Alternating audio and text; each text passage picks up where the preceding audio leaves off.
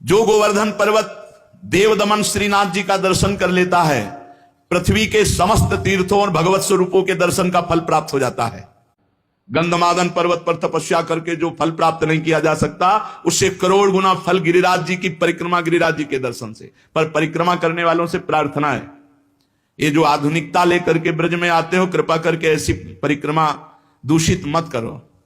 परिक्रमा लगानी है तो नंगे पैर लगाओ, जूता मोजा पहन के परिक्रमा नहीं लगाई जाती। जो 3-3, 4-4 परिक्रमा लगाते हैं वो महानुभाव कपड़ा बांधे रहते हैं, उनकी बात अलग है। आप कहो जिंदगी में दोबारा ना लगाने को मिले, इसके बाद कोई व्यसन परिक्रमा मार्ग में न करे गिरिराज जी में। जैसे हमने देखा है, स्वयं सिगरेट पी रहे हैं, मसाला खा रहे हैं, पिच पिच थूक रहे हैं, तुम्हें शर्म आनी चाहिए। तुम ब्रजमंडल भगवान की तीर्थ मंडली जहां विराजमान है गिरिराज जी में, वहां आए हो, वहां तुम थूक रहे हो, तुम्हें शर्म नहीं आ रही? एक दिन मसाला नहीं खाओगे मर जाओगे, एक दिन बीड़ी सिगरेट नहीं पियोगे मर जाओगे, एक दिन नशा नहीं करोगे तो मर जाओगे। अरे यहां मंगल में धाम में आकर ये सब गंदगी करते हो। इसलिए परिक्रमा में दाहिने थूके नहीं, मुंहते नहीं, कुल्ला न करे। दाहिनी तरफ आराध्य देवते, चाहे वृंदावन की परिक्रमा हो, चाहे गिरिराज जी की, चाहे बरसाना धाम की, और नंगे पैर लगाओ। गोवर्धन पर्वत की यात्रा करने से 1 करोड़ सोने से सींग बढ़ाकर गौ में दान करने का जो फल ऋषभ पर्वत, कूटक पर्वत, कोलक पर्वत पर है, वो गिरिराज जी की यात्रा मात्र से पूर्ण हो जाता है। ऋषिमुख, सहगिरि, देवगिरि की संपूर्ण यात्रा और पृथ्वी की पूरी परिक्रमा करने का जो फल है, उससे करोड़ गुना फल गिरिराज जी की लूट लूट करके प्रदक्षिणा करने से प्राप्त हो जाता है, अर्थात दंडवती परिक्रमा से। भविष्य काल में उसका मंगल नहीं हो सकता जो एक बार गिरिराज जी से प्रीति कर ले। जय गिरिराज महाराज। श्री शैल पर 10,000 वर्ष तक जो तप और यज्ञानुष्ठानों का फल मिलता है, गोवर्धन के पुच्छ कुंड में, जहां अप्सरा कुंड है, पुछरी की लोठा के पास, स्नान करने से वो फल प्राप्त हो जाता है। जो गोवर्धन पर्वत पर उत्तम ब्रजवासी ब्राह्मणों को पवाकर दान देता है, वह स्वर्ग चाहे तो स्वर्ग, भगवान के वैकुंठ धाम को चाहे तो वैकुंठ धाम की प्राप्ति होती।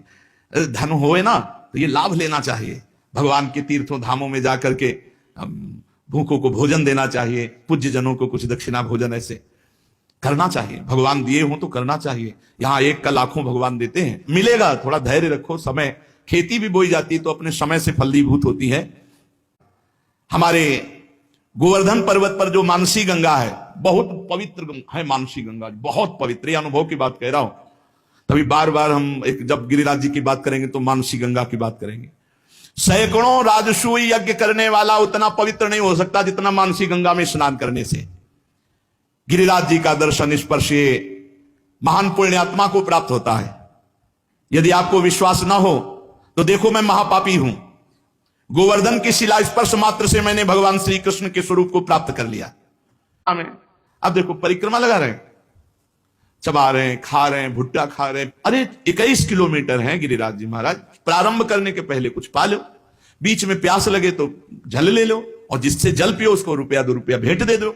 जो यहाँ की पद्धति ऐसे नहीं कि प्याऊ में ऐसे पिया नहीं, एक किसी का प्रतिग्रह यहां मत ब्रजमंडल में स्वीकार करो। अगर पानी पियो तो ₹2-4 दे दिया उनको, और फिर परिक्रमा लगाओ मौन होकर। ये प्रपंच की बातें करते हुए परिक्रमा में सब तुम्हें हृदय की ग्रंथि खोल ली है। प्रपंच की देखो ना, दुनिया की बातें। अरे भगवान के धाम में आकर आप सोचो, यहां सुगंध फैलानी चाहिए कि दुर्गंध? बीड़ी, सिगरेट, तंबाकू, पान मसाला, शराब, ये सब भैया बाहर छोड़ो ब्रज 84 कोस के। यहां आओ तो कमाओ, भगवान का पुण्य मंगल में धाम का आनंद प्राप्त करो। गोवर्धन महाराज में जो कष्ट सहा जाता है वो बड़े बड़े पापों का नाश करता है, बड़े बड़े पापों। अरे ये कमाई की जगह है। यहां उपवास करके खूब मंत्र, खूब नाम जप करो, भगवान का कीर्तन करो, परिक्रमा लगाओ, दंडवती लोटो, जन्म जन्म के पाप नष्ट करके लोक परलोक की उन्नति को प्राप्त हो। पर नहीं, बुद्धि भ्रष्ट है। यहां आए होटलों में वही संसारिकता, वही गंदी बातें। कैसे तुम्हारा मंगल होगा? 1-2 दिन के लिए श्री जी ने कृपा करी कि धाम प्रवेश पा जाओ, धाम में आके होटलबाजी इधर उधर। अरे ठीक है, कहीं रहो। घर गृहस्थी के जितने खेल है संसार में, जीवन भर खेलोगे भाई। धाम आए हो, भगवान के तीर्थ जाओ, नियम संयम से रहो। कम से कम 2-4 दिन जो आए हो ब्रह्मचर्य से रहो, पवित्र आहार कर। 1 दिन उपवास जरूर करना चाहिए। तीर्थवास का एक नियम है कि कम से कम 3 दिन रहे तो 1 दिन उपवास करे, दूसरे दिन फलाहार, तीसरे दिन 1 बार अन्न ले ले, और खूब साधन भजन करे। ये तो कमाई का देश है। देखो, जो कर्म करोगे उसका आपको फल भोगना पड़ेगा। चरित्र सुन करके भयभीत होना चाहिए, और भगवान की शरण में जाना चाहिए और वो उपाय करना चाहिए जिससे हम निष्पाप हो जाएं, हमें दंड भोगने को ना मिले, हमें कम से कम अगला जन्म मिले तो सुअर कुत्ता का ना मिले, फिर मनुष्य जन्म मिले और हम साधना करके भगवान की प्राप्ति करें। मनुष्य जीवन बड़ा दुर्लभ है।